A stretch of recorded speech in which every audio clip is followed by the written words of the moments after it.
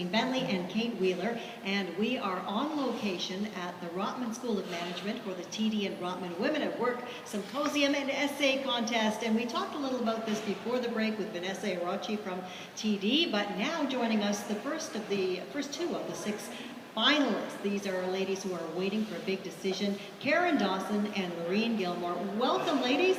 Thank you. Thank you. So why don't we start with Karen, and tell us a little bit about who you are and what your essay focused on. Well, I live in Calgary, Alberta. You've got 2 Calgary girls here, so we're representing. So I'm delighted to meet another Calgarian, and I work in the world of executive development, organizational development. So we heard some comments before we came on talking about the entrepreneurial nature of many of us, and I found myself nodding my head. So kind of made up my own job. And what I wrote about in the essay primarily was the emotional aspect of this issue and how hard it is to speak candidly and openly, because I think I'm aware that whenever I talk about women in leadership roles, women in business, women in corporate, the corporate world, and when you collide that with the mother of all controversial topics, actually being a mother, you know you're going to push some buttons. People react from their gut. And so I wrote about that, and why for me it is a complex issue, and why we need to continue to engage in these conversations with each other, be wildly curious about each other's stories, and be so aware that this can look so different on each person. There is no one right way to do this. So how many children do you have? Well, I have 2 of my own, and I have remarried. I was widowed at a young age and was on my own for 12 years, and I have remarried, and we have 9. Wow. Yeah, which sounds like a joke, but it's not funny, because it's true. What's the age range? The oldest is 33, and the youngest is going to be 21 the first week So they're of pretty July. much all gone now. Yeah, they roll through and we line them up like cabbage rolls in the basement, you know, and we intentionally make it not that comfortable. So, yeah. But that's a lot of guilt. A lot of potential guilt. They're extraordinary people, and they've taught me a lot.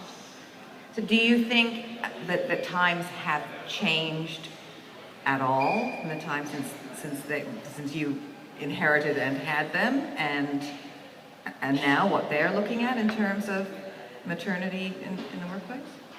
I think things are shifting a lot. I think young men and women are starting to engage in this conversation more openly, more rigorously. And I read something that said that gay and lesbian couples who are parents are a couple of generations ahead of us, because the script, the narrative, isn't as tightly written for them. And so they need to go deep with each other right from the very beginning. And I hear a very different story coming from certainly our young adult kids and the clients that I meet in the workplace. There's a different kind of conversation, I think, that's emerging. And this is an example of it, what we're involved in here. We're starting to hold it more lightly and be more curious around it. Well, you certainly, if I have to choose someone that could give voice to the motherhood question when it comes to being in business, I think you've got that sewn up. Karen Dawson's been chatting with us. This is what she said on SiriusXM 167 Canada Talks. We are on location at the Rotman School of Management for the TD and Rotman Women in Work Symposium. And let's move over to Loreen now. Loreen Gilmour is another of the 6 finalists. Loreen, we've already heard you from Calgary. What else can you tell us? Well, I titled my essay, Continue to Dare, How Education Trumps Adversity. And I was a Saskatchewan farm girl, got an undergrad at U of S, and I thought my career in life would move in a very logical way. I would work hard, get promoted, get married, have kids, go back into the workforce, contribute to my community, and that would be my life. What are you, nuts? I was at 21. And it actually did kind of unfold like that. I am actually a Rotman grad, so I was really? very lucky that I did the executive MBA way back in 1991, and I was sponsored by my employers, so that was very progressive. And had my son, we moved to Ottawa for my husband's business, and then my life took a major left turn on the birth of our second child, who came 11 weeks early. She had her umbilical cord got knotted, and so my life definitely changed. She was a preemie in the hospital for 3 months, very touch and go, and we did move out to Calgary to be closer to family, and also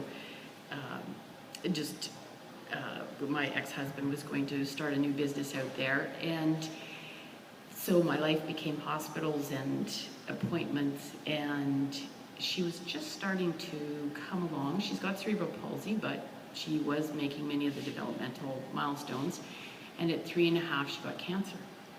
So we were completely thrown back into the healthcare system, and she survived, and I'm happy to say she's 18 now and is still in high school, but working away on that.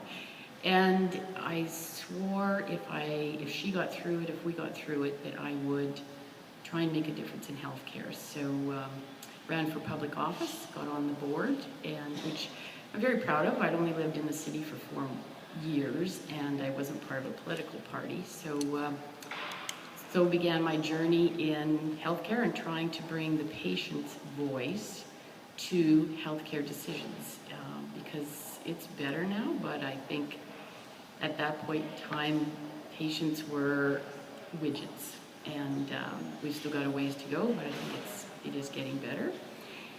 And while I was there, I did a PhD because I wanted to have that academic rigor. And so having that kind of academic background, I think, gave me many, many choices and avenues that I could still stay in the workforce and manage the challenges of having a child with so many special needs.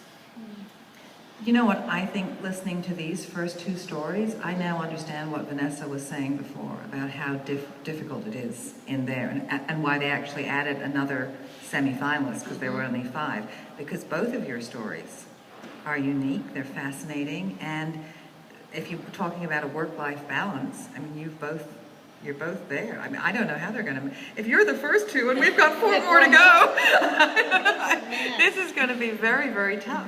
What would winning this mean? Not just the monetary sense, but what would winning the competition mean to you, Loreen?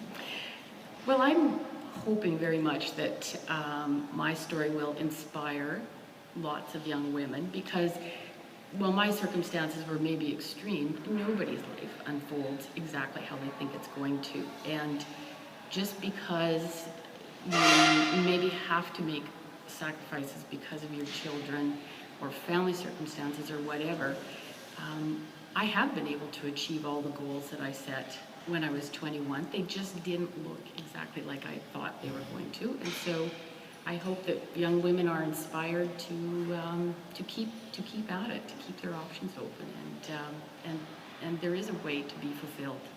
And Karen?